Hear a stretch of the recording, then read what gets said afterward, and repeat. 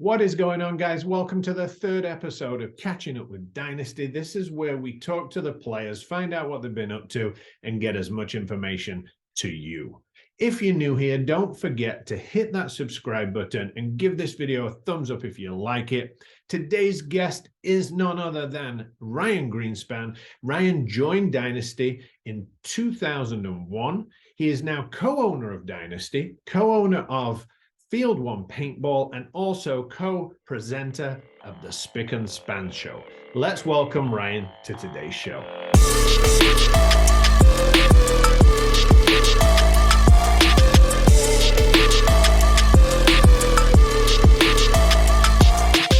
Hey Ryan, thank you very much for joining us on episode 3. How are you doing today? I know WCPPL is coming up and I'm assuming you'll be going there. Yeah. Well, I'm actually headed up this afternoon. It's pouring rain right now. As you know, California's been getting worked right now. But we field walking is today, so I'm just kind of waiting for the rain to subside a little bit, and then I'm going to head up there. We start games tomorrow morning at 7 a.m. So kicking things off early. Are you coaching a couple of teams or just one team? No, just one team. You know, I don't like to kind of space my my time out a lot because I want to make sure that I can give all my focus onto one team. Plus, I'm not as good as some of those guys that can kind of I got to remember everybody on my team's name, get really dialed into their positions and everything. And I want to give them all the focus I can. So I'm coaching Narcos this season. I did a lot of training with them way back when they first kind of kicked things off and started out as a team. And then their captain kind of reached out and was like, "Hey man, love to have you back." So, yep. Nice. Well, before we jump into this, we're on episode 3, like I said, and we just try and use it as a way for Dynasty fans to catch up and find out what's been happening. We had Marcelo on last time. That was just before the event.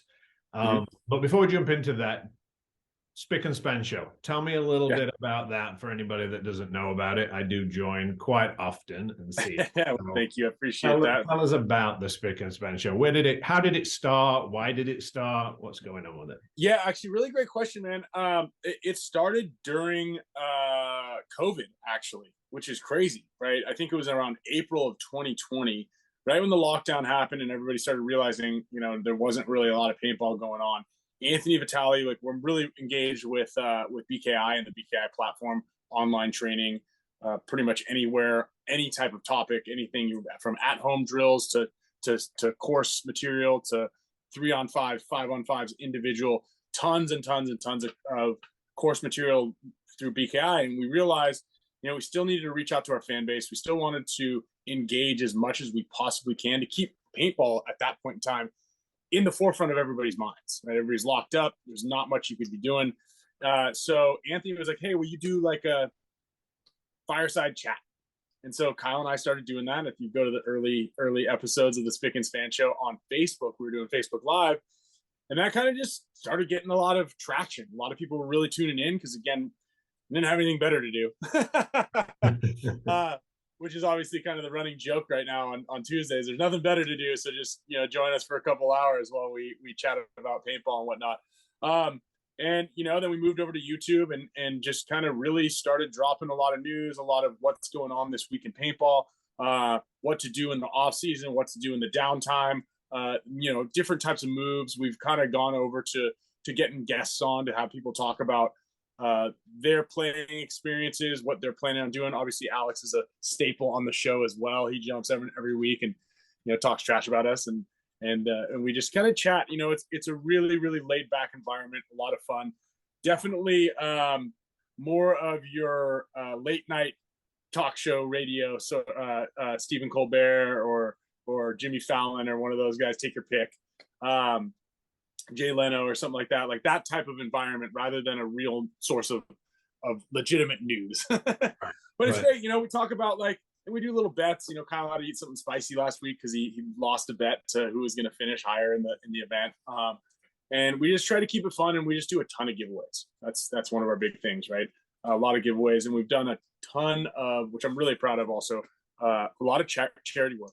So we've done a ton of donations. We just donated a good amount of support and help to Nick Sloviak.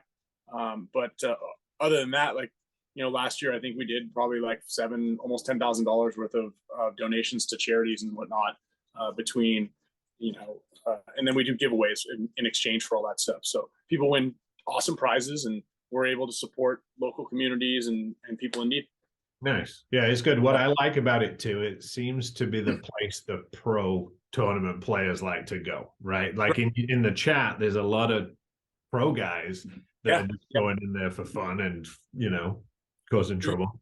That's funny because there's a lot more pro guys that watch. They just don't chime in because they don't want to really like support the show. So they'll watch it and they just kind of hide in the background. I always know because I'll make a joke like, oh yeah, we got the layout released a day early to us, so we can talk about it. And then I'll get a message from Jason Trojan like within an hour of saying that, or like he's like, can you please stop saying it? You get the layout early. Because people complain. Nice. Yeah. So it is live. It is every Tuesday, correct? Tuesdays at 4 p.m. Pacific. It's live, and that's the other cool thing is it's a live show. So we're interacting with the audience in real time to the best of our ability. We got a ton of traffic on there. So yeah, we're talking about upcoming things, and it's a Q&A as well. Anybody has questions about anything specifically pertaining to myself or Kyle or what's going on in the league? We've had Tom Cole on talking about the Major League Paintball and the insurance stuff. So you see a lot of people in there that are either skeptical or excited about it, and we kind of calm some of their nerves or reiterate some of the facts and stuff like that we've heard or talked about. And then if anybody has a specific question like, hey, how do you guys train for heat or in the rain, which is obviously a very relevant topic today. So yeah, we try to talk about as much as we can, about an hour and a half to 2 hours. And the show starts to devolve quite a bit after the 90-minute mark. So we try to wrap it up and give a bunch of stuff away. Nice. Perfect. So the Catch It with Dynasty part, let's jump into it. Congratulations. You just got back from the first event of the season. Yeah. Dynasty took the win. So yes, for the people at home, can you give us a breakdown from sort of like how the event went, I guess? Yeah, this is a tricky event because of the field layout, right? Everybody saw the field layout and we're like, oh, this is going to be fast. It's going to be really exciting. And it ended up coming into like a no mistake type of paintball. And as you know, because obviously Junior, you're helping us out with the assistant coach stuff and doing a lot of the back end things. You're there at practice with us and throughout the whole entire event. And you watch probably more games than anybody else on the team, undoubtedly, or anybody else even who's watching this. Getting heat maps and scouting and stuff. And what ends up happening is, you can attest to this, is it, like I said, no mistake paintball. So we're watching these games unfold at 1-0, 1-1. We went to overtime at 1-1 against NYX in the semifinals, which is crazy. And that's kind of like a little bit different than what we had expected at practice, because at practice games were going a lot faster. And yeah, I mean, it was an interesting event. Like I said, it was really tricky. Obviously a lot of nerves, because you're watching these games and you're like, oh, should you be gunfighting? Like, I don't know. You get shot on a bounce shot, or you make a one mistake and it's like, oof, you can't afford to play 3-on-5 or 4 on whatever. So it was a great event. Obviously, we have guys on our team that are light years and leaps and bounds ahead of other teams, and players are at being able to win at low bodies and even body situations that we really excel at.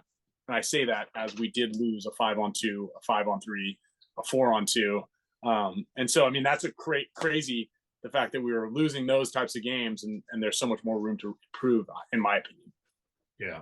Yeah, it was definitely that the pressure was on that first point, and then after that first point, it was don't make a mistake, right? Yeah, and I can think easily bring it back to 1-1, and you'll run out of time.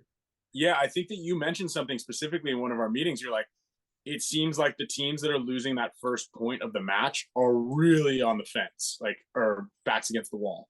So it's like really difficult statistically to come out there and put together a fast point and win the second point. Yeah. Yeah, no, it was definitely an interesting one. I've not seen a NXL layout like that before, I don't think, let alone for a long time. So, yeah.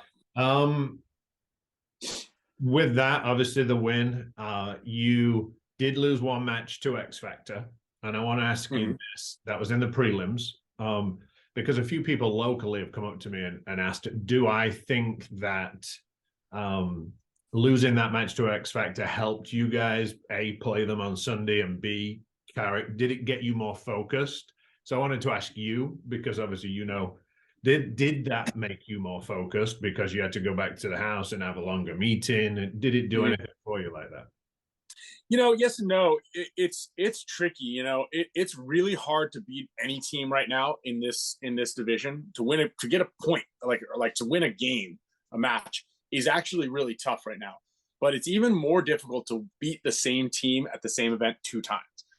So we had that going for us. I guess if you kind of look back on it statistically, the team that gets to play the second time usually has an advantage, right? Because you've kind of already seen the other team's best hand, and now we can really change things up. And whereas like the losing team comes into that, or the winning team goes into that going, well, that definitely wasn't Dynasty's best hand because we beat them 4-1.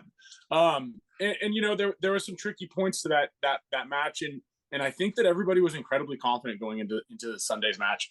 I don't really believe that anybody had much doubt, and we did have a good meeting, kind of, because we're talking about exactly like the mindset to go into the next day. And I think that that's one really, really important factor, is like, you don't go in there going, damn it, they beat us yesterday. Like, what are we going to do?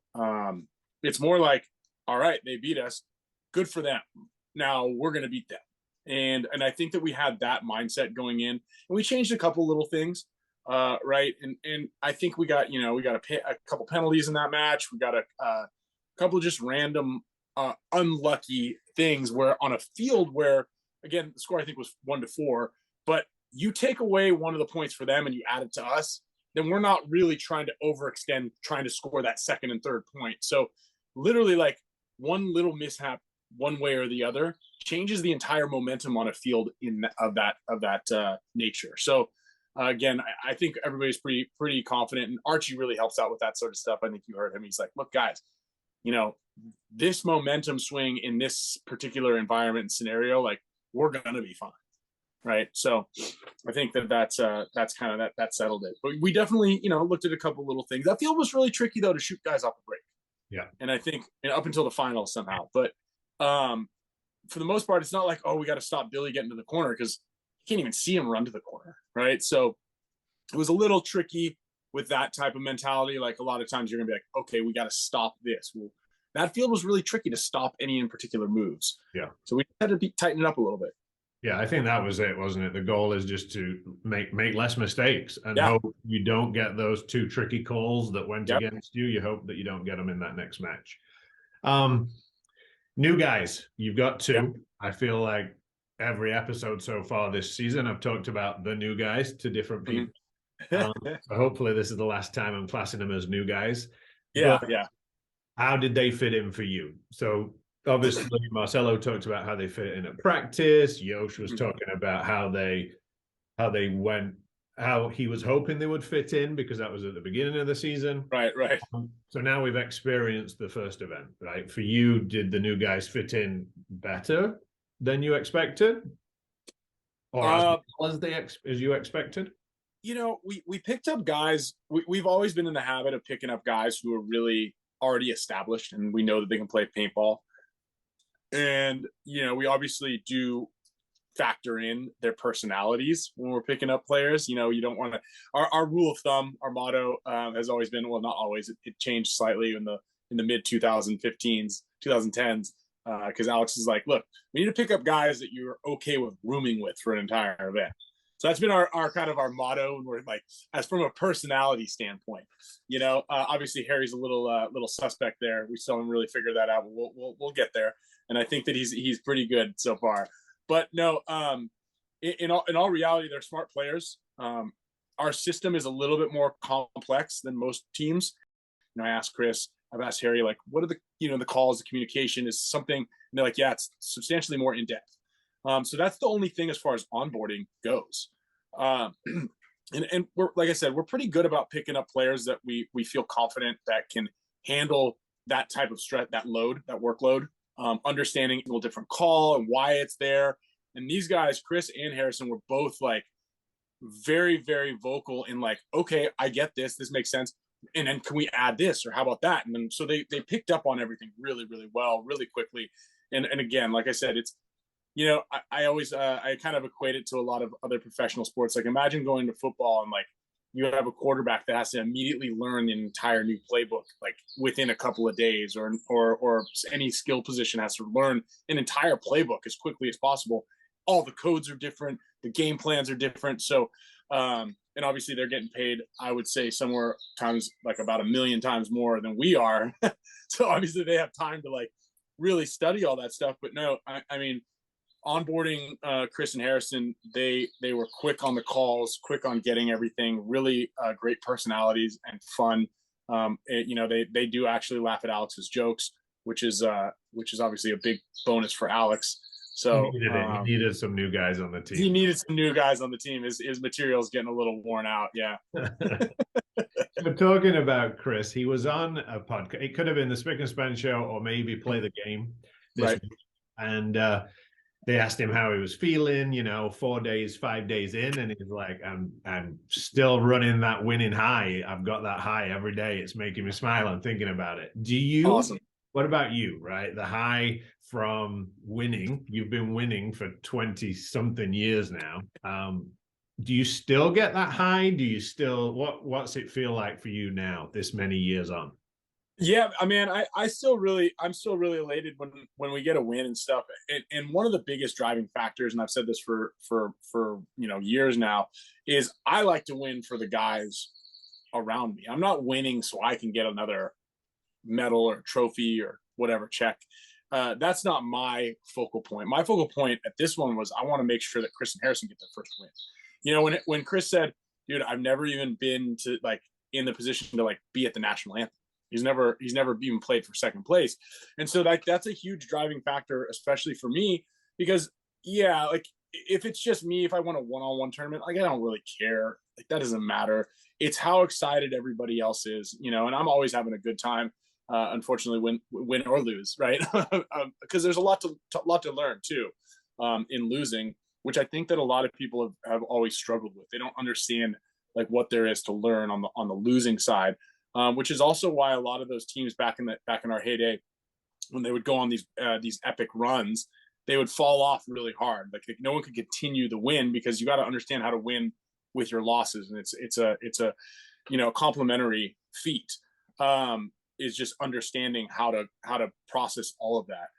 But anyway, back to your question, is I'm still very much excited to win a tournament because everybody else is so pumped on it, you know. Seeing how happy and excited Archie is, Mikey, Arturo, Chris and Harrison, you know, Marcelo played lights out, and like he obviously super pumped. Everybody's really excited, so that fires me up.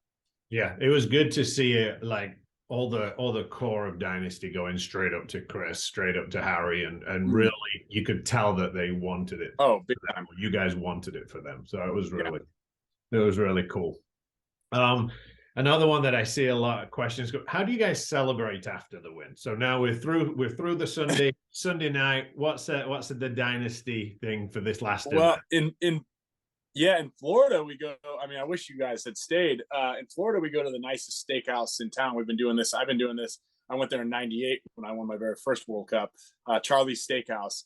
So we go there and we spend about a quarter of the winning check on that.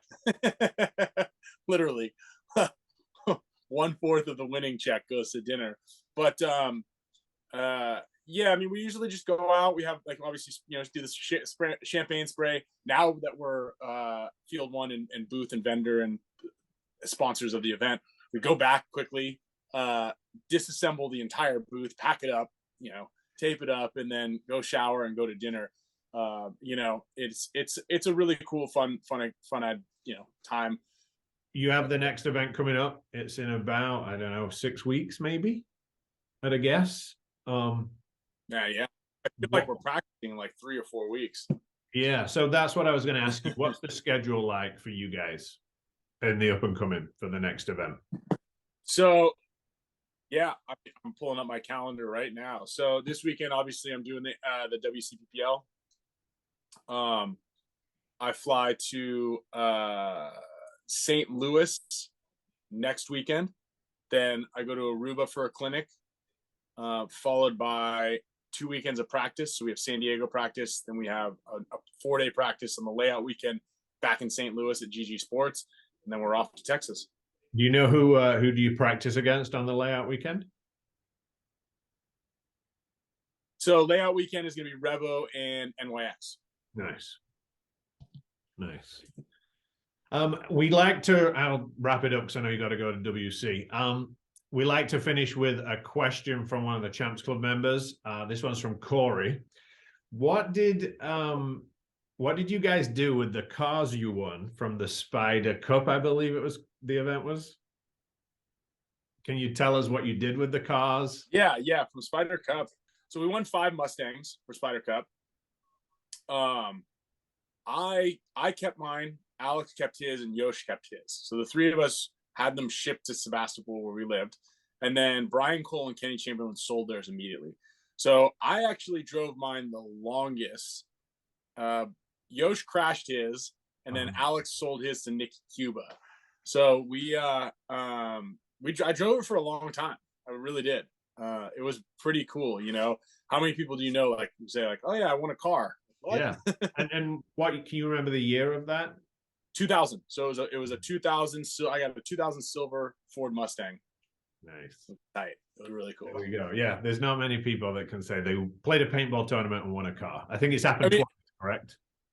So actually it happened 3 times because the following year, so we won it in 99, right? So in like the summer of 99.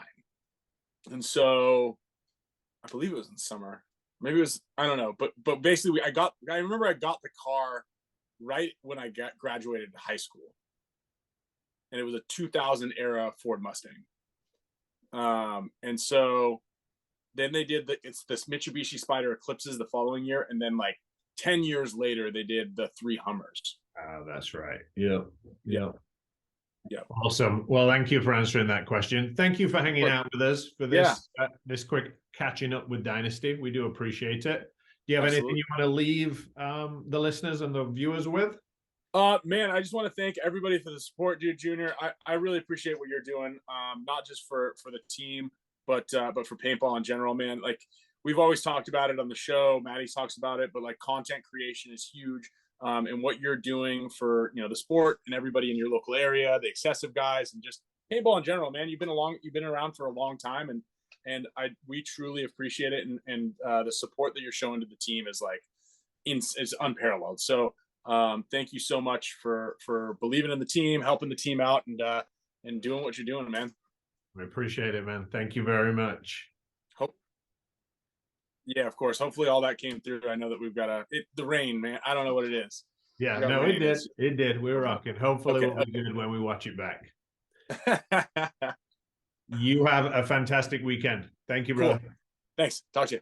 Well, there we have it. Quick catch up with Ryan Greenspan of San Diego Dynasty. Don't forget, if you like this video, hit that subscribe button. Give us a thumbs up. We'll see you in episode 4.